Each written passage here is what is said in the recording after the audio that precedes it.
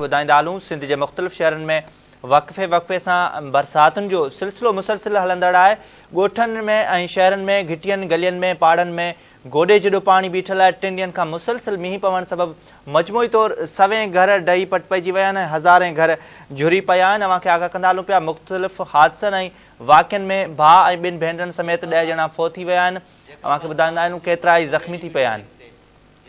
जेखवा जी सूरत हाल खां असां तफ़सील वठंदासीं। असां सां वीडियो लिंक ते मौजूदु आहे हुज़ूर बख़्श मुग़ैरी। जी हुज़ूर बख़्श, असांखे जेखवा जी सूरत हाल बाबति आगाह कजो।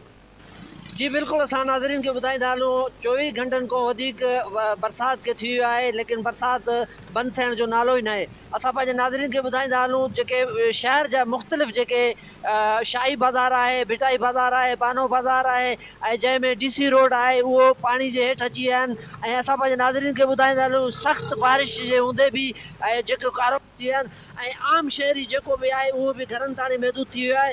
हिन वक़्तु 24 घंटा गुज़री विया आहिनि, लेकिन बरसाति बंदि थियण जो नालो ई नथो वठे। अलाह ख़ैर करे। ऐं असां पंहिंजे नाज़रीन खे ॿुधाईंदा हलूं डिप्टी कमिश्नर पारां ऐं मुनिसिपल इंतिज़ामिया पारां मुख़्तलिफ़ जायुनि ते गश्त करे रहिया आहिनि ऐं जिते जिते पाणी मौजूदु आहे उते मोटर लॻाया विया आहिनि ऐं जेके डीज़ल ज़रिए मोटर जेके लॻल आहिनि उहो पाणी कढनि था। ऐं असां इहो बि नाज़रीन खे ॿुधाईंदा हलूं कल्ह को बिजली जेको आहे उहो बंदि आहे। ऐं असां पंहिंजे नाज़रीन खे इहो बि ॿुधाईंदा हलूं कबा जे मुख़्तलिफ़ गढ़ी खैरवा ऐं दोदापुर आहे, उन खां अलावा मुबारकपुर आहे ऐं ठुल समेत ऐं मुख़्तलिफ़ शहरनि में बरसाति जो अस्कारो शुरू आहे।